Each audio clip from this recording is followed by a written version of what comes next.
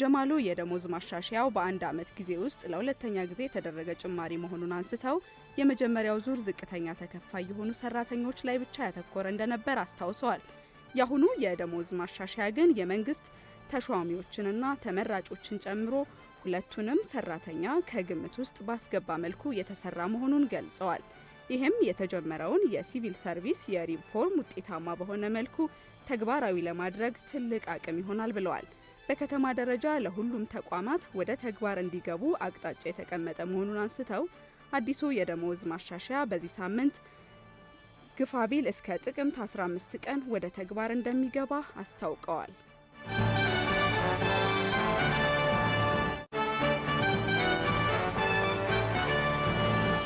የሚኒስትሮች ምክር ቤት በ49ኛ መደበኛ ስብሰባ የተለያዩ ውሳኔዎችን አሳልፏል። ምክር ቤቱ በመደበኛ ስብሰባው ያሳለፋቸው ውሳኔዎች በቅድሚያ ምክር ቤቱ የተወያየው የኢትዮጵያ ኒኩሌር ኃይል ኮሚሽን ማቋቋሚያ ደንብ ላይ ነው።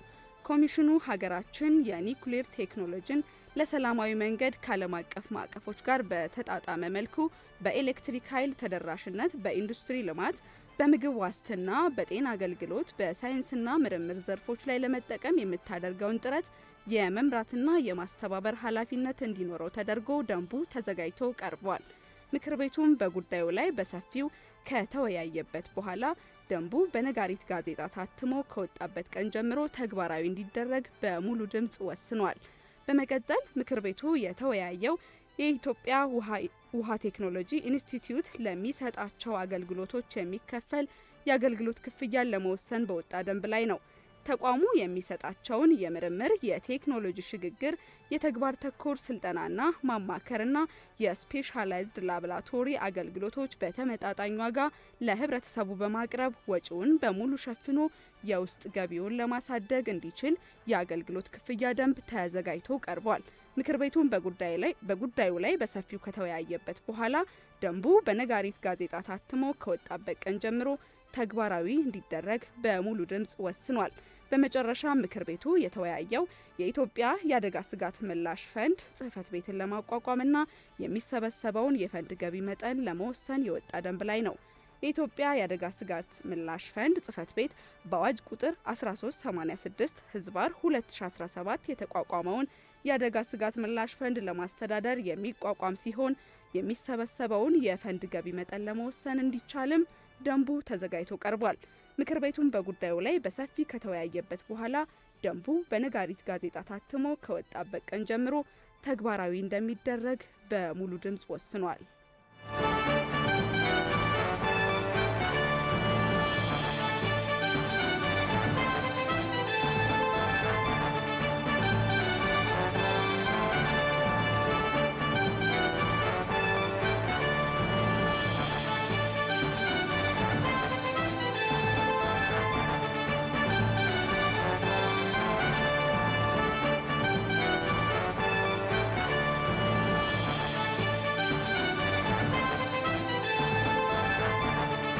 ኢትዮጵያ ግብጽ በናይል ወንዝ ላይ የምትከተለውን የቅኝ ግዛት ዘመን አስተሳሰብ የአፍሪካን የትብብር መንፈስ የሚጻረርና ተቀባይነት የሌለው ነው ስትል ውድቅ አደረገች።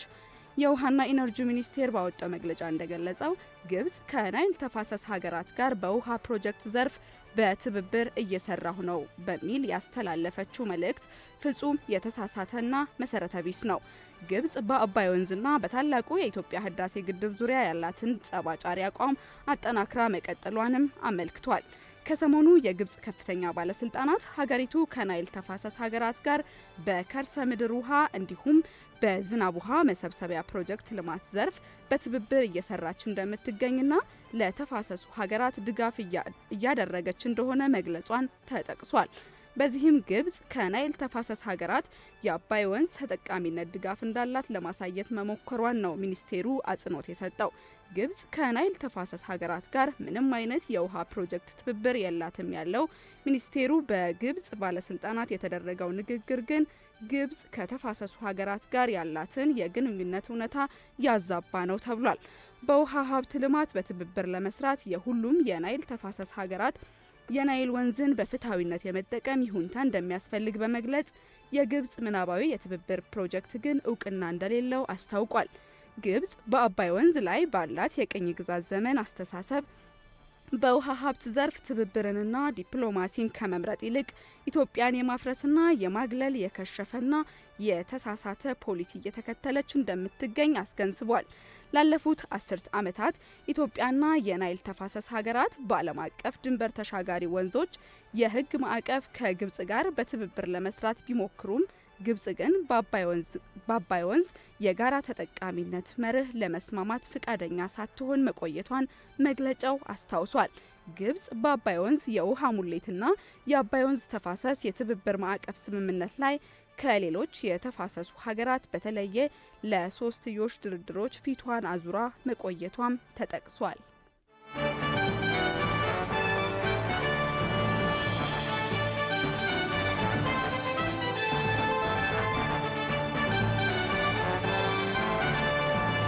አድማጮቻችን ቀደም ሲል ከሀገር ውስጥ ዜናዎችን ወደ እናንተ አሰምተን ተመልሰናል። አሁን ደግሞ ወደ ውጭ ዜናዎች እናልፋለን። በቅድሚያ የአፍሪካ ዜናዎችን 42 የዚምባብዌና የማላዊ ዜጎች ወደ ቤታቸው ይወስዳቸው የነበረ አውቶቡስ በደቡብ አፍሪካ መንገድ ስቶ በመገልበጡ ሕይወታቸውን አጥተዋል።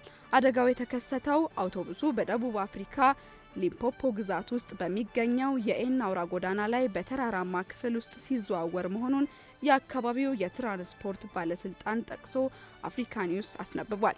የደቡብ አፍሪካው ፕሬዝዳንት ሲሪል ራማፎሳ በደረሰው ከፍተኛ የሞት አደጋ ሀዘናቸውን ገልጸው ይህ ለሀገሪቱ ብቻ ሳይሆን ለዚምባብዌና ለማላዊ እህቶቻችን ግዛቶች አሳዛኝ ነው ብለዋል። የአደጋው መንስኤ በውል ባይታወቅም ምርመራው ተጀምሯል። እንደ ዘገባው ከሆነ አውቶቡሱ በምስራቅ ኬፕ ከምትገኝ ግበረሃ ከተማ በመጓዝ ላይ ነበር። በአውቶቡሱ ላይ አደጋ ሲደርስም ምን ያህል ሰዎች እንደተጓዙ ግልጽ እንዳልነበር ተገልጿል። በአደጋው 7 ህጻናት፣ 18 ሴቶችና 17 ወንዶች ሲሞቱ 49 ሰዎች ሲቆስሉ ባለስልጣናት ይህንን አረጋግጠዋል። የትራንስፖርት ሚኒስትሯ ባርባራ ክሪስን ጨምሮ የመንግስት ባለስልጣናት በአደጋው የተጎዱትን መንገደኞች ተዘዋውሮ በመጠየቅ ለተጎጂ ቤተሰብ አስፈላጊውን ድጋፍ እንዲደረግ አዝዘዋል። ዘገባው የአልጀዚራ ነው።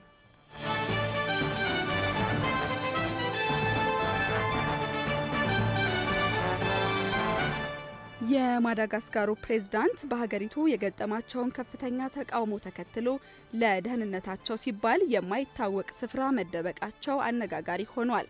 ኃላፊነታቸውን በሚገባ አልተወጡም ባሉ ወጣቶች ዙፋናቸውን እንዲለቁ ለሳምንታት የቀጠለ ተቃውሞ የገጠማቸው የማዳጋስካር ፕሬዝዳንት አንድሬ ሮሃሊና የግድያ ሙከራ ከተደረገባቸው በኋላ አስተማማኝ ስፍራ መደበቃቸውን አስታውቀዋል።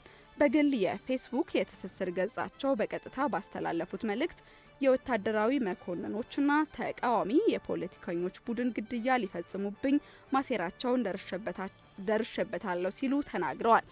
ፕሬዝዳንት አንድሬ ያሉበትን ስፍራ ባይገልጹም አሁን ላይ የሚወጡ አንዳንድ ሪፖርቶች በፈረንሳይ ወታደራዊ አውሮፕላን ሀገራቸውን ጥለው ሳይኮበልሉ አይቀርም የሚሉ መረጃዎች እየተናፈሱ እንደሚገኝ ቢቢሲ አስነብቧል።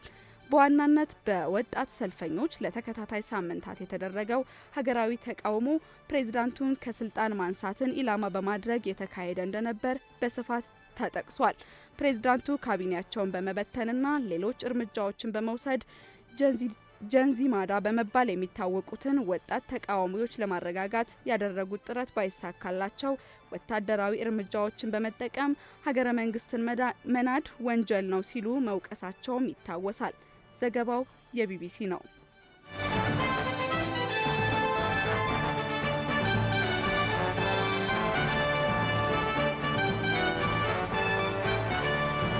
ግብጽ፣ ኳታርና ቱርኪ ከአሜሪካው ፕሬዝዳንት ዶናልድ ትራምፕ ጋር በጋዛ የተኩስ አቁም ስምምነት ላይ ሰነድ ተፈራርመዋል። ሰነዱ የተፈረመው ሰኞ ዕለት በግብጽ በሻርሜል ሼክ ቀይ ባህር ሪዞርት ባዘጋጀው ዓለም አቀፍ የመሪዎች ስብሰባ ላይ ነው።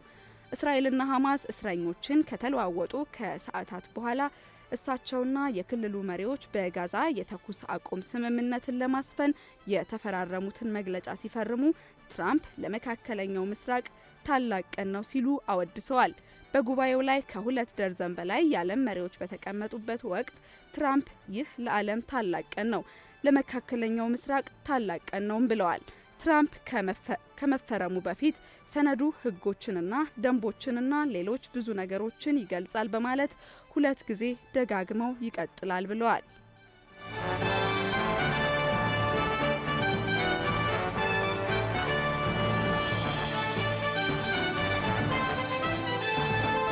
በመጨረሻ ሩሲያ በዩክሬን ላይ መጠነ ሰፊ ጥቃት በዋና ከተማዋ ኪየቭ ላይ መፈጸሟ ተሰማ። በአንድ ሌሊት የሩሲያ ሚሳኤልና ሰው አልባ አውሮፕላኖች በዩክሬን ዋና ከተማ ኪየቭና ሌሎች 8 ከተሞች ላይ ተከታታይ ጥቃቶችን ፈጽማለች። የኪየቭ ባለስልጣናት እንደተናገሩት ካደጋው በኋላ በከተማው ውስጥ ከ540 ሺህ ለሚበልጡ የተቋረጠውን የኤሌክትሪክ ኃይል ጥገና ተደርጎ ቢመለስም አሁን በርካታ ዩክሬናውያን ያለ መብራት እንዲቆዩ መገደዳቸውን ተናግረዋል። በአደጋ በከተማዋ 12 ሰዎች ቆስለዋል ሲሉ ከንቲባ ቪታሊ ክሊችኮ ተናግረዋል። በደቡባዊው ክልልም የ7 ዓመት ልጅ ሲሞት 7 ሰዎች መቁሰላቸውም ተሰምቷል። በማዕከላዊ ቸርካሲ ክልል 10 ሰዎች ከፍተኛ ጉዳትን ሲያስተናግዱ በሩሲያ ጥቃቱ እንደደረሰባቸውም ተገልጿል። የሩሲያ መከላከያ ሚኒስቴር በዩክሬን ወታደራዊ ኢንዱስትሪ ኮምፕሌክስ ኃይል ማመንጫዎች ላይ ያነጣጠረ ከፍተኛ ትክክለኛ የጦር መሳሪያዎች ሚሳኤሎችን ጨምሮ ግዙፍ ድብደባዎችን ማሳካቱን ባለስልጣናቱ አስታውቀዋል። የዩክሬን ፕሬዝዳንት ቮሎዲሚር ዜሌንስኪ ከሰሞኑ የሩሲያ ጥቃቶች የመከላከልና መልሶ የማጥቃት ዘመቻዎችን ቢያካሂዱም አሁንም ዩክሬን የአጋሮችን ድጋፍ እየጠየቀች ትገኛለች ሲል የዘገበው ቢቢሲ ነው።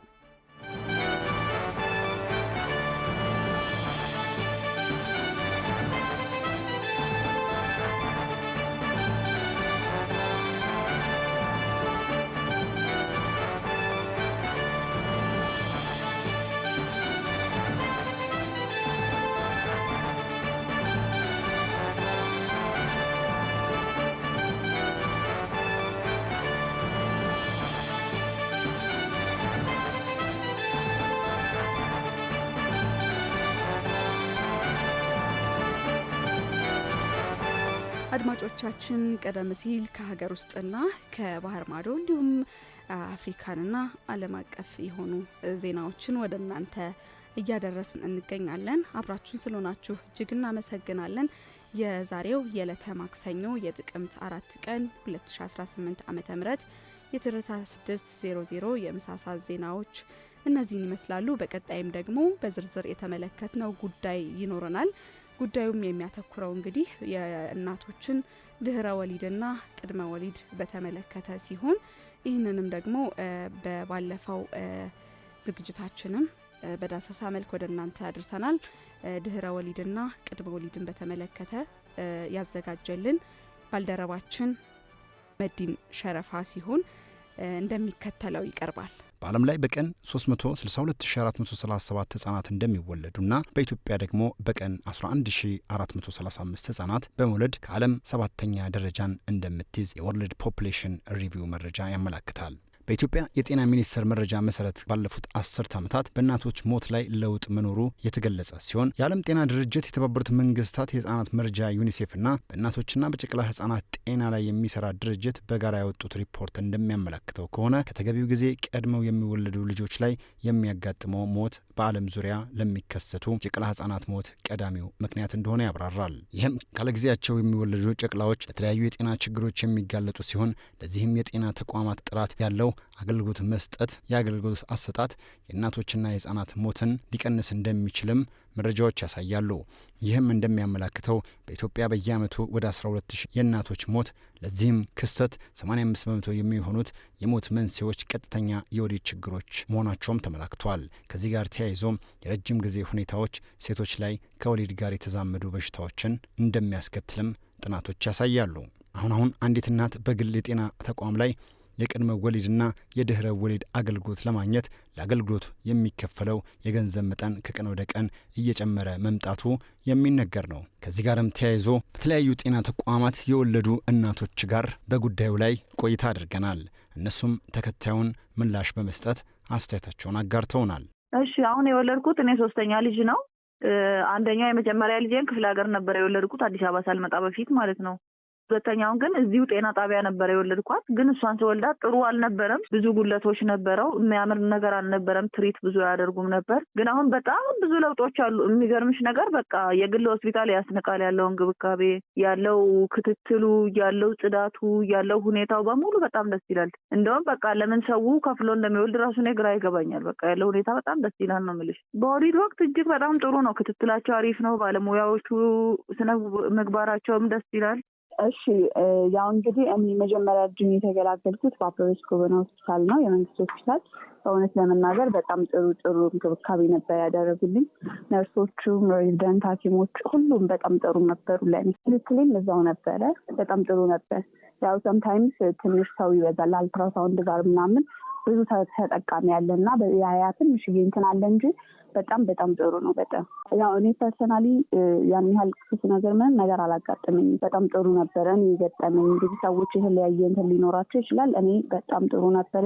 ያው እንዳልኩሽ አልትራሳውንድ ጋር ምናምን ክትትል ላይ ሲሆን ትንሽ ወረፋ ይበዛል። ያ ነገር ቢስተካከል ነው እንጂ የምለው ሁሉም በጣም ጥሩ ናቸው። ነርሶቹ፣ ሐኪሞቹ በጣም ጥሩ ናቸው።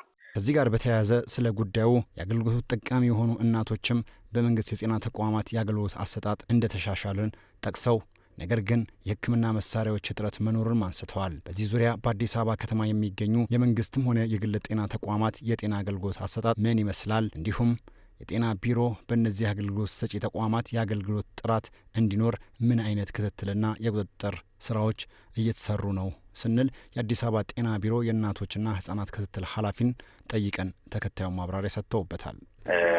በአሁኑ ጊዜ በተለይ ባለፉት 20 ዓመታት ውስጥ የእናቶች የጤና አገልግሎት በጣም በከፍተኛ ደረጃ የተሻሻለበት ሁኔታ ነው ያለው።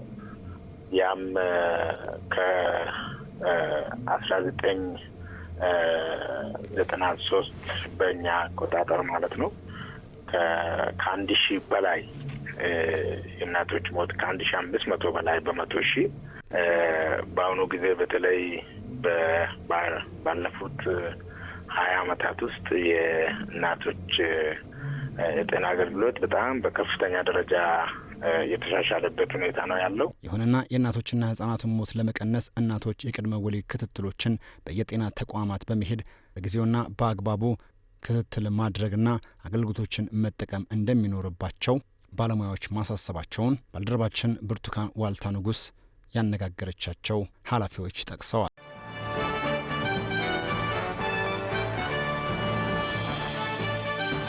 አድማጮች በዝርዝር ከተመለከትነው ጉዳይ ተመልሰናል። አሁን በቀጥታ የምናልፈው ወደ ቢዝነስ ዜናዎች ነው።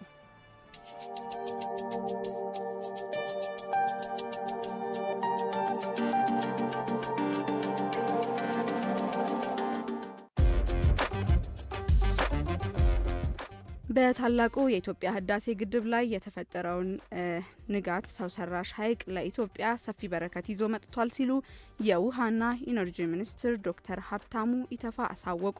የውሃና ኢነርጂ ሚኒስትር የንጋት ሐይቅ ረቂቅ ማስተር ፕላን ላይ ከባለድርሻ አካላት ጋር በቢሾፍቱ ከተማ የውይይት መድረክ እያካሄደ ይገኛል። ዶክተር ሀብታሙ ኢተፋ በመድረኩ እንዳሉት አሁን ያለው ትውልድና አመራር የአባይ ወንዝ የኢትዮጵያ ኩራት እንዲሆን አድርጓል። ኢትዮጵያውያን በጋራ ቆመን ከትውልድ ወደ ትውልድ የሚተላለፈውን ታላቁን የኢትዮጵያ ህዳሴ ግድብ እውን አድርገናል ያሉት ሚኒስትሩ ለታሪክ የሚተላለፍ አሻራ ለማኖር በትብብር መስራት እንደሚገባም አስገንዝበዋል። ግድቡ የኤሌክትሪክ ኃይል ከማመንጨት በላይ መሆኑን ገልጸው ከኢትዮጵያ ባለፈ ለጎረቤት ሀገራትም በረከት ይዞ የመጣ መሆኑን ተናግረዋል። በግድቡ ላይ የተፈጠረው በአፍሪካ 4ኛው ግዙፉ የንጋት ሐይቅ ለሀገራዊ ኢኮኖሚ እድገት ከፍተኛ አስተዋጽኦ ይኖረዋልም ብለዋል። ይህንን ለማሳካትም የንጋት ሐይቅ ማስተር ፕላን ዝግጅት እየተደረገ መሆኑን ጠቁመዋል። ከ70 በላይ ደሴቶች ያሉትና ከ74 ቢሊዮን ሜትር ኪዩቢክ በላይ ውሃ የያዘ ንጋት ሐይቅ ለኢትዮጵያ ሰፊ በረከት መያዙን ተናግረዋል። ሐይቁ ለአሳ ሀብት ልማት፣ ትራንስፖርትና ቱሪዝም ጨምሮ ለዜጎች ሰፊ የስራ ዕድል የመፍጠር አቅም ያለው መሆኑን አንስተው ባለድርሻ አካላት በማስተር ፕላን ዝግጅቱ ላይ አስፈላጊውን ግብዓት እንዲሰጡም ጠይቀዋል።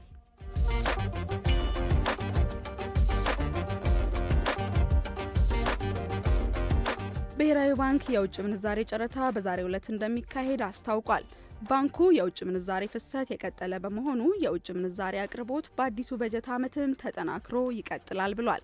ባንኩ ጨረታውን አስመልክቶ ባወጣው መግለጫ ከውጭ ምንዛሬ ገቢ ከፊሉን ለባንኮች በጨረታ ማቅረቡን በባንኮች ዘንድ የሚኖረውን የውጭ ምንዛሬ አቅርቦት በመደገፍ የዋጋና የውጭ ምንዛሬ መረጋጋት እንዲፈጠር አስችሏል ብሏል።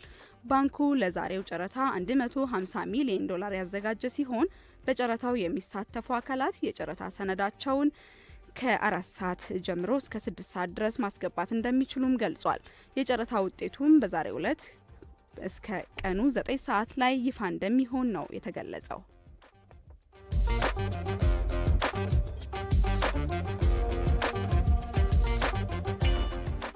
45ኛው የገልፍ ኢንፎርሜሽን ቴክኖሎጂ አውደ ርዕይ ዛሬ በዱባይ ዓለም አቀፍ የንግድ ማዕከል ተጀምሯል። የዳታ ማዕከላት በነገ ዲጂታል መሰረተ ልማቶች ግንባታ ውስጥ ያለውን ቁልፍ ሚና የአውደ ርዕይ መሪ ሀሳብ ነው። በዓለም ላይ ግዙፍ ከሚባሉት የቴክኖሎጂ የሰው ሰራሽ አስተውሎትና ጀማሪ ስራ ፈጠራ ትዕይንቶች አንዱ በሆነው የዚህ ከ180 ሀገራት የተውጣጡ ከ6500 በላይ አቅራቢዎች ከ1800 ጀማሪ ስራ ፈጣሪዎችና 1200 ባለሀብቶች ተሳታፊ ሆነዋል። የጂአይቴክስ ዓለም አቀፍ የቴክኖሎጂ ኩባንያዎች፣ የመንግስት ተቋማት፣ ጀማሪ ስራ ፈጣሪዎች፣ ባለሀብቶች፣ ኢኖቬተሮችና ተመራማሪዎችን በአንድ መድረክ ላይ ያገናኘ ነው። ዓለም አቀፍ አውደ ርዕዩ ሰው ሰራሽ አስተውሎት፣ ሳይበር ደህንነት፣ የጀማሪ ስራ ፈጣሪዎች ኢኒሼቲቮች፣ የጤናና ባዮቴክኖሎጂዎች፣ ኮሚኒኬሽን፣ ሮቦቲክስ፣ የቀጣዩ ትውልድ ቴክኖሎጂዎች፣ የኮምፒውተር ስርዓቶችና ማሽኖችን ጨምሮ በርካታ ዘርፎችን የያዘ ነው። ይህም ኢትዮጵያን ጨምሮ የአፍሪካ ኢኖቬተሮችንና ባለሀብቶችን እየተሳተፉ እንደሚገኙ ተዘግቧል።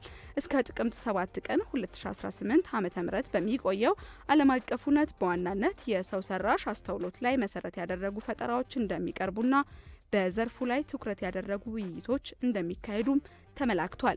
እንደ ተባበሩት መንግስታት የንግድና ልማት ጉባኤ ጥናት ከሆነ እንደ አውሮፓውያኑ የዘመን ቀመር በ2033 የሰው ሰራሽ አስተውሎት ገበያ ወደ 4.8 ትሪሊየን የአሜሪካን ዶላር ያድጋል ተብሎ ይጠበቃል። አሁን ላይ የ757.58 ቢሊዮን ዶላር የገበያ ድርሻ እንዳለው ይገመታል። አንክታንድ ሰው ሰራሽ አስተውሎት በቴክኖሎጂ ገበያው ላይ ድርሻ ወደ 29 በመቶ ማደጉ ጠቅሶ ይህም ኤአይ በዘርፉ እያደገ የመጣውን ከፍተኛ አቅም የሚያመላክት ነው። ይህ ሰው ሰራሽ አስተውሎት በቀጣይ ጊዜያት በዓለም ላይ የሚኖረውን ተጽዕኖም ያሳያል። የገልፍ የኢንፎርሜሽን ቴክኖሎጂ አውደ ርዕይ እንደ አውሮፓውያን አቆጣጠር ከ1981 አንስቶ እየተካሄደ የሚገኝ ግዙፍ የቴክኖሎጂ ሁነት ነው።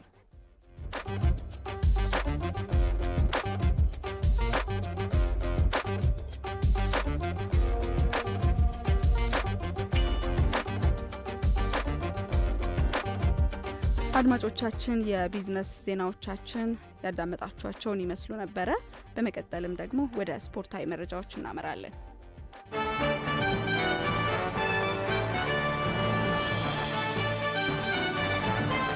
ትርታ 97.6 ኤፍኤም ትርታውን እያዳመጡ አብረውን ይቆዩ።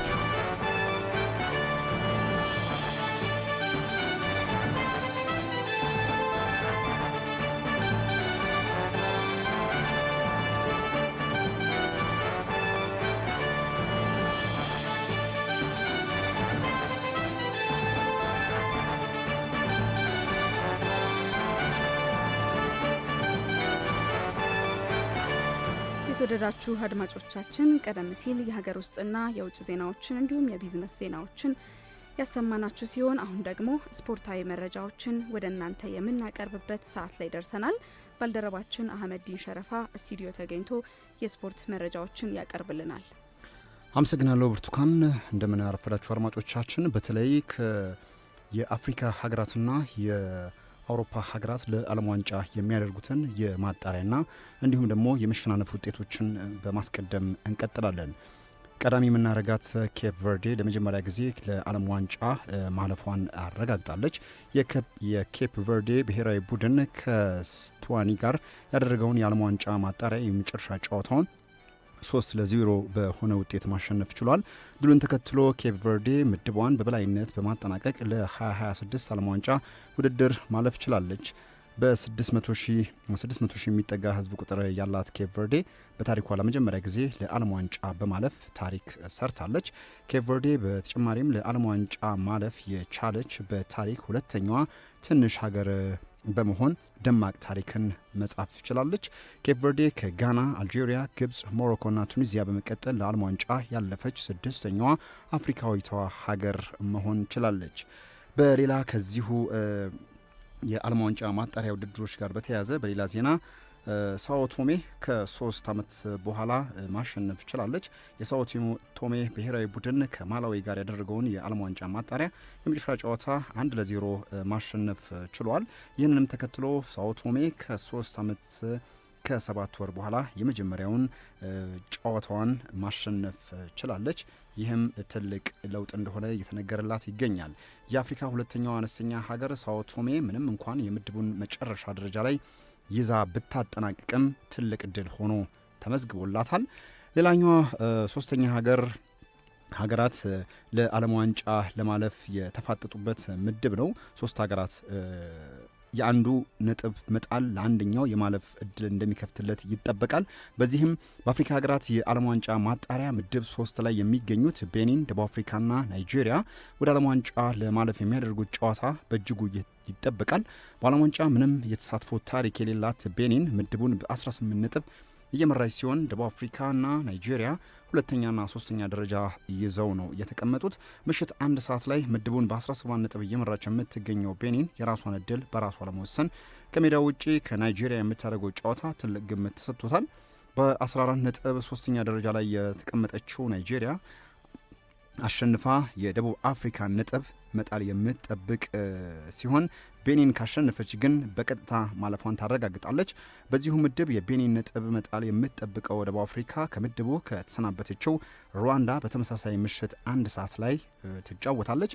በሌሎች የዛሬ ጨዋታ ሴኔጋል ከሞሪታኒያ፣ ዲሞክራቲክ ኮንጎ ከሱዳን፣ ኮትዲቫር ከኬንያ፣ ጋቦን ከብሩንዲና ሞሮኮ ከኮንጎ በተመሳሳይ ምሽት 4 ሰዓት ላይ የሚጫወቱ ይሆናል። እነዚህ ውጤቶች እንግዲህ ምሽቱን ይጠበቃሉ። በሌላ ምሽት 4 ሰዓት ላይ ከሚጠበቁ ጨዋታዎች የዓለም ዋንጫ ማጣሪያ ጨዋታዎች ማለት ነው።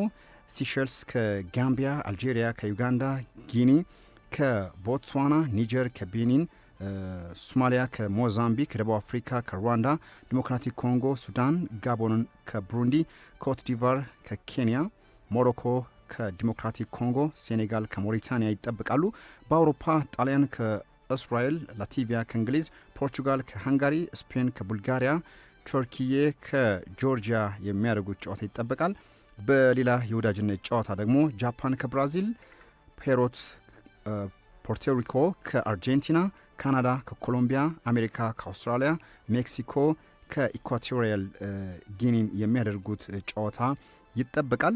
እንግዲህ በመጨረሻም ትናንት የተደረጉ የዓለም ዋንጫ ማጣሪያ ጨዋታዎች ውጤት ደቡብ ሱዳን ከቶጎ ጋር ምንም ለምንም ነው የተለያዩት። ቱኒዚያ ናሚቢያን 3-0 ስትረታ፣ ሳኦ ቶሜ ፕሪንሴፕን 1-0 በሆነ ውጤት ማሸነፍ ችላለች።